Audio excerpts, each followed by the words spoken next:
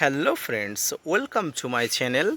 দেশ এবং দেশের বাইরে থেকে যারা আজকে আমার ভিডিওটি কন্টিনিউ করেছেন প্রত্যেককে gardener TRIPS with Kamal YouTube চ্যানেলে স্বাগতম। তো এই মুহূর্তে যে গাছটি আপনারা দেখছেন, অবশ্যই যারা সফল ছাদ বাগানি, যারা এক্সপিরিয়েন্স ছাদ বাগানি, অবশ্যই এই গাছটি দেখে বুঝতে পেরেছেন। হ্যাঁ ফ্রেন্ডস, এটি একটি চেরি গাছ। আর থোকায় থোকায় আপনার চেরি গাছে যদি এই ধরনের ফুল ফুটে থাকে তাহলে না জানি আপনার মনটা কত ভালো হয়।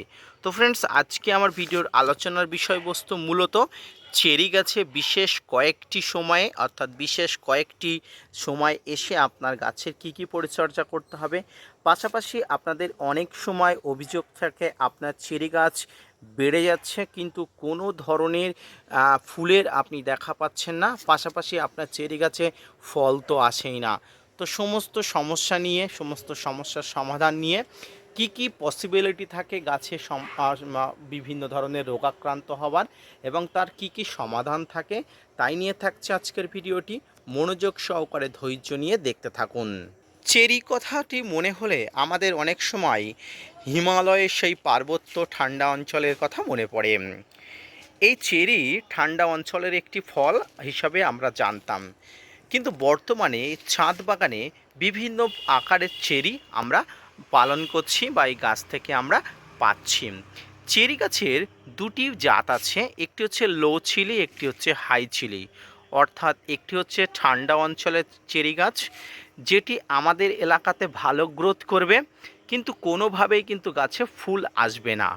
অপরটি হচ্ছে গ্রীষ্মপ্রধান অঞ্চলের চেরি গাছ, যেটি আমাদের এখানে খুব ভালো হবে, পাশাপাশি এখানে প্রচুর পরিমাণ চেরি ফলও পাবেন।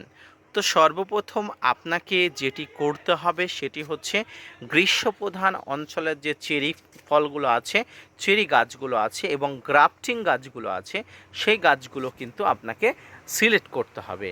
আপনি ছাদ বাগানের জন্য চেরি গাছ সিলেক্ট করলেন, কিন্তু দেখা গেল সেই চেরি গাছটি আমাদের এই এলাকার নয়, অর্থাৎ উষ্ণ প্রধান অঞ্চলের নয়, সেটি শীত প্রধান অঞ্চলের একটি গাছ। আর প্রথমেই আমি বলেছি আপনার শীত প্রধান অঞ্চলের গাছ এখানে হামেশাই হবে, কিন্তু এখান থেকে ফল পাবেন না, ফুল তো দেখা পাবেনই না। অনেক সময় আমাদের এই সমস্যা হয়ে থাকে, তাই অবশ্যই অভিজ্ঞ ছাদ বাগানীদের সঙ্গে কথা বলে, অবশ্যই আপনার যে বন্ধুবান্ধব আছে যারা গাছ সম্পর্কে জানেন চেনেন, তাদের সঙ্গে নিয়ে আপনি অবশ্যই গাছ কিনবেন। উত্তেজনার বশতে কোনো গাছ কিনবেন না, কারণ বর্তমানে অনেক প্রতারক কিন্তু উল্টোপাল্টা বীজের গাছ থেকে শুরু করে উল্টোপাল্টা জাতের গাছ আপনাকে দিয়ে দেবে। সেই সময় আপনি কিন্তু বুঝতেই পারবেন না, পরে আপনি 1 বছর 2 বছর 5 বছর পরিচর্যা করার পরে বিরক্ত হয়ে গাছটি কেটে ফেলতে বাধ্য হবেন। এবং আমি আপনাকে বলি যে এই সময় আপনার চেরি গাছে প্রচুর পরিমাণ ফুল আসার সময়, অর্থাৎ আমার যে চেরি গাছটি দেখছেন একটু বিশাল আকারের চেরি গাছ নয়, মোটামুটি একটা গ্রোথ নিয়ে আছে, কিন্তু বললে বিশ্বাস করবেন না, এই চেরি গাছ সারা বছর ফুল দেয়, সারা বছর ফল দেয়। বর্তমানে আপনারা এমন কোনো ডাল দেখতে পাচ্ছেন না বা পাবেন না যেখানে আমার চেরি গাছের ফুল আসেনি। এবং কয়েকদিন আগে আমি এই গাছ থেকে প্রচুর সংখ্যক চেরি পেয়েছিলাম। বর্ষা নামতে না নামতে আবার প্রচুর সংখ্যক চেরি ফুল, পাশাপাশি চেরি গাছের গুটি ধরতে শুরু করেছে।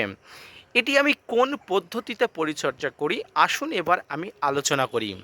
দেখুন, আমি প্রথমেই আপনাকে বলেছি চেরি গাছ আপনি নিয়ে আসলেন, সঠিক গাছ নিয়ে আসলেন, সেই গাছ নিয়ে এসে আপনি সঠিক মিডিয়াম মাটি তৈরি করে বসালেন এবং একটি গাছ 1.5 থেকে 2 বছর বয়স না হওয়া পর্যন্ত আপনি ফল নেওয়ার কোনো আশা করবেন না।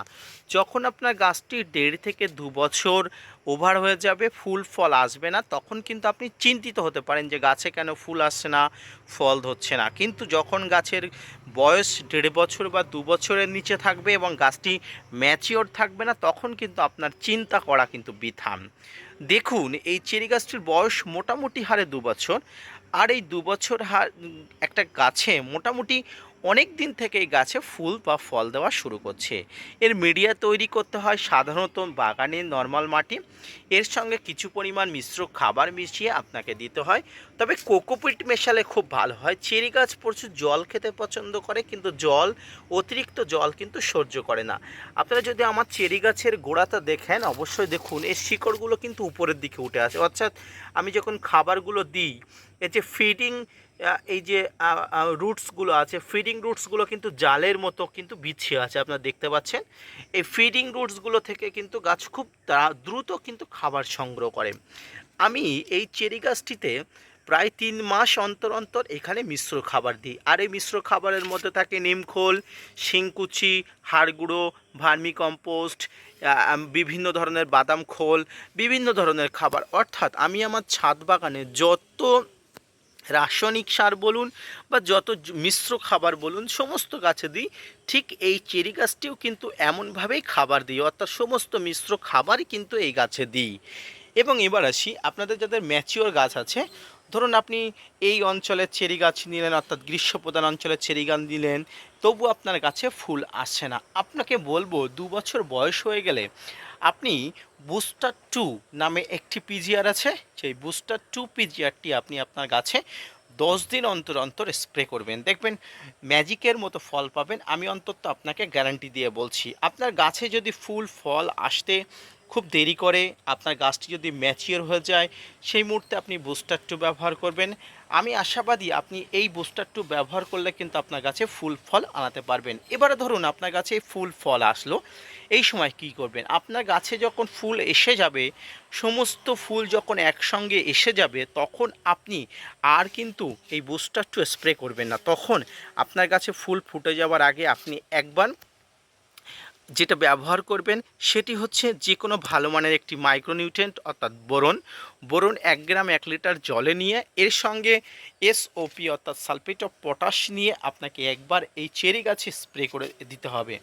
এটি কেন স্প্রে করবেন? বোরন ফুল ঝরা, ফল আকৃতি সঠিকভাবে না হওয়া, ফল ঝরে পড়া, ফল হলুদ হয়ে পড়া, মোটামুটি ফুল থেকে ফল আসা পর্যন্ত যাবতীয় সমস্যা কিন্তু বোরন সমাধান করতে পারে।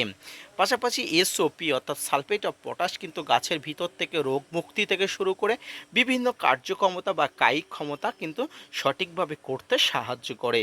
ব্যাস এইটুকু করলে আপনার চেরি গাছের প্রচুর পরিমাণ ফুল থেকে ফল আনানোর জন্য যথার্থ, অর্থাৎ আর কিছু আপনাকে করতে হবে না। তবে ক্ষেত্রে আমি একটা কথা বলে রাখি, গ্রীষ্মের সময় আপনার চেরি গাছে প্রচুর পরিমাণ জলের প্রয়োজন হয়, বিশেষ করে যখন গাছে ফুল আসে কোনোভাবেই জলকষ্ট দেওয়া যাবে না, তাহলে কিন্তু সব চেষ্টা বৃথা।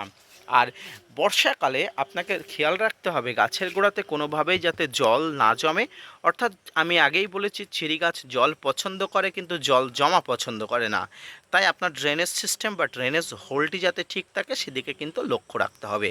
কারণ অধিক বৃষ্টির কারণ আপনার চেরি গাছ মৃত্যুর কারণ হয়ে যেতে পারে, তাই আপনি অবশ্যই মনোযোগ সহকারে দিকটি লক্ষ্য রাখবেন। সামগ্রিকভাবে চেরি গাছের এই কয়েকটি বেসিক জিনিসগুলো যদি আপনি মেনে চলেন, মানতে পারেন, তাহলে অবশ্যই আপনার কাছে প্রচুর পরিমাণ ফল আনানো সম্ভব, ফুল আনানো সম্ভব। তো আজকের ভিডিওটি মোটামুটি এই পর্যন্ত। আজকের ভিডিওটা দেখে যদি আপনি উপকৃত হন, যদি আপনার মনে হয় যে আজকের ভিডিওটি আপনার কাছে ইনফরমেটিভ হয়েছে, অবশ্যই একটা লাইক করবেন, সঙ্গে অবশ্যই সাবস্ক্রাইব করতে ভুলবেন না এবং ভিডিওটি শেয়ার করতেও অবশ্যই ভুলবেন না।